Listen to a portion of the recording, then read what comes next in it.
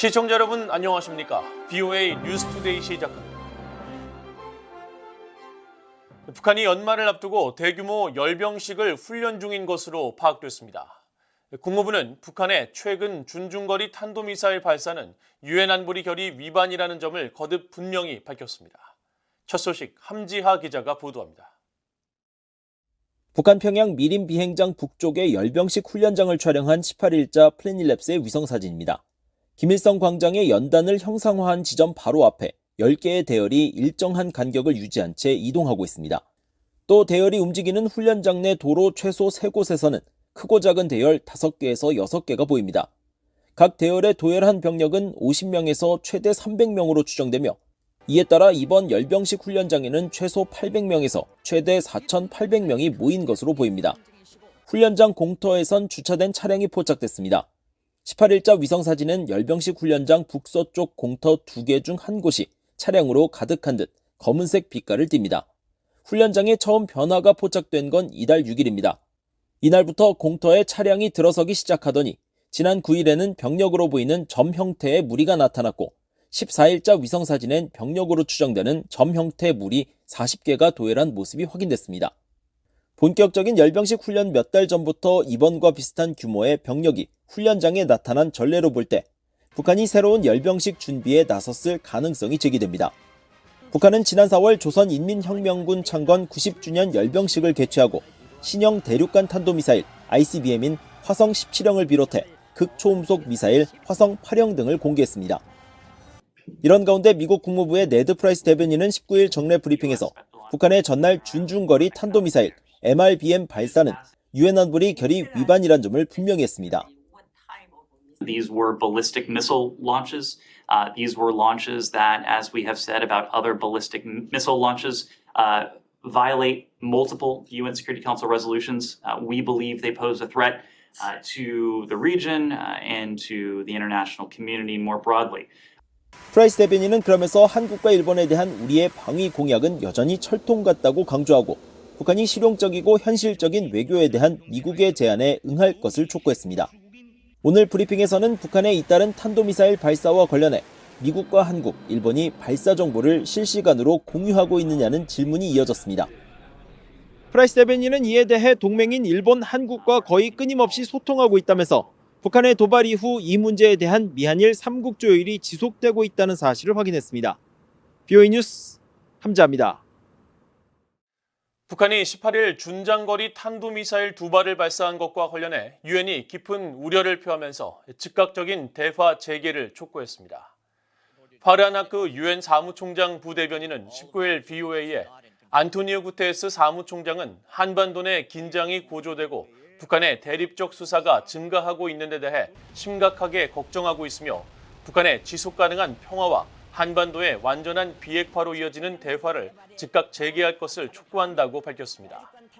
유럽연합 EU도 19일 BOA에 북한의 준장거리 탄도미사일 발사는 유엔 안보리 결의를 노골적으로 무시한 것으로 국제 및 영내 평화와 안보에 대한 위협이라고 지적했습니다.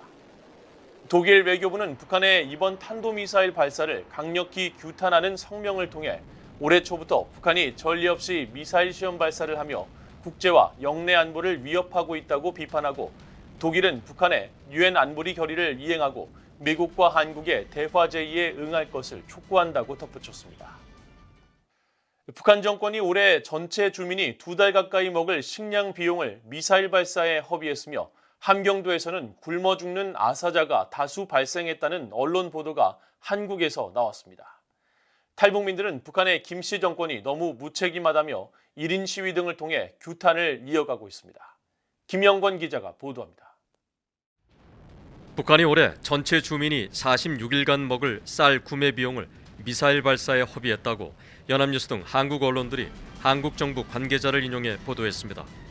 보도에 따르면 이 정부 관계자는 북한이 올해 미사일 71발을 발사했으며 서방보다 생산 비용이 적게 드는 북한의 생산 단가를 적용해도 약 2,600억 원, 미화로 2억 달러를 탕진한 것으로 추산된다고 말했습니다.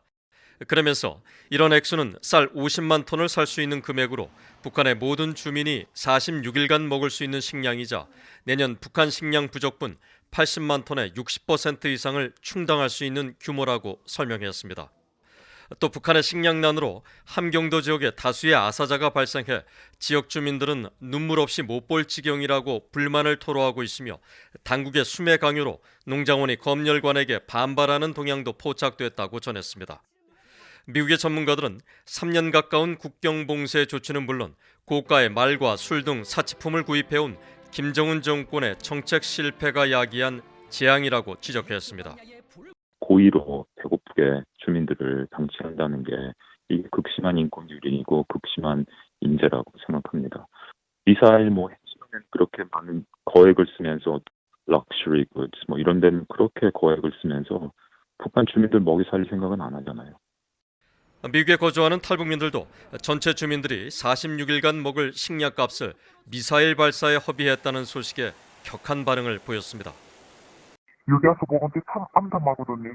북한은 정부 자체가 국민들을 자식으로 보지 않고 자기 부르지도 못한 이런 벌레로 보고래 국권, 사회공간기 없고 자기만 잘 살면 된다. 어느 이 세상의 부모가 내만 잘 살면 된다고 자식을 굶거나 죽거나 상관하지 않고 돌아앉아 자기만 먹을 이 세상 부모가 있습니까?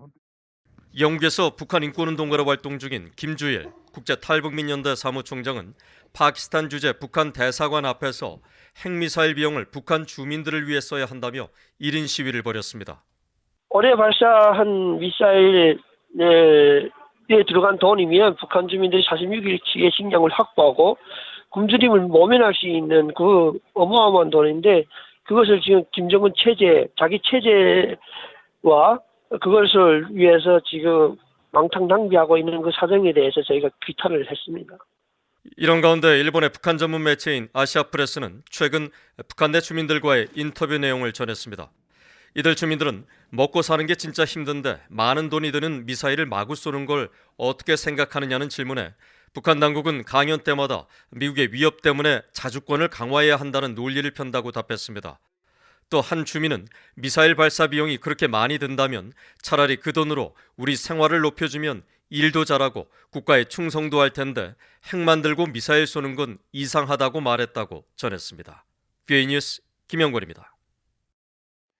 일본이 반경 능력 확보를 명시한 새로운 안보 전략을 채택한 것은 중국과 북한, 러시아에 의한 영내 위협을 반영한 것으로 미국과 일본 간 협력에 기반을 제공한다고 미국 공화당의 빌 해거티 상원 의원이 평가했습니다.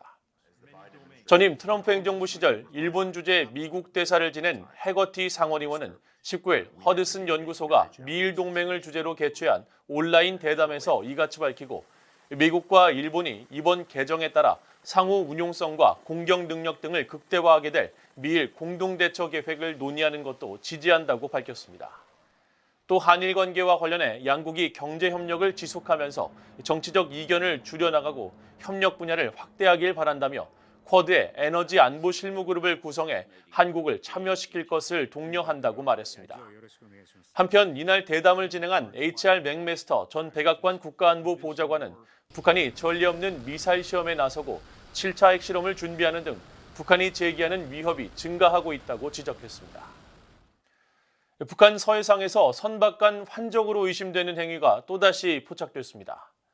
북한 서해와 대동강이 맞닿은 남포 해상을 촬영한 19일자 플래닛랩스의 위성 사진에는 나란히 붙어있는 선박 두 척이 포착됐는데 이들 선박은 길이가 각각 145m와 125m로 선체 옆면을 밀착시킨 채 나란히 서 있어 유엔 안보리와 미국 정부가 대북 제재 회피 수단으로 지목해온 선박 간 환적의 전형적인 특징을 그대로 드러냈습니다.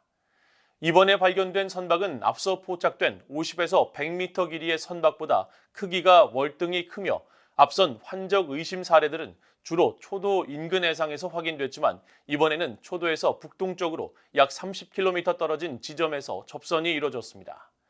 DOA는 그동안 플래닛랩스의 위성 사진을 분석해 지난 4월 이후 이번 사례까지 모두 32건의 선박 간 환적 의심 정황을 발견했는데 이번에 대형 선박 두 척이 어떤 이유에서 바다 한가운데에서 선체를 밀착시켰는지 주목됩니다. 지난 2017년 채택된 안보리 결의 2375호는 북한이나 북한을 대리하는 선박이 공해상 환적을 통해 물품을 건네받지 못하도록 한 만큼 어떤 물품을 주고받았든 안보리 결의 위반입니다. 이상으로 BOA 뉴스투데이를 모두 마칩니다. 시청해주신 여러분 고맙습니다.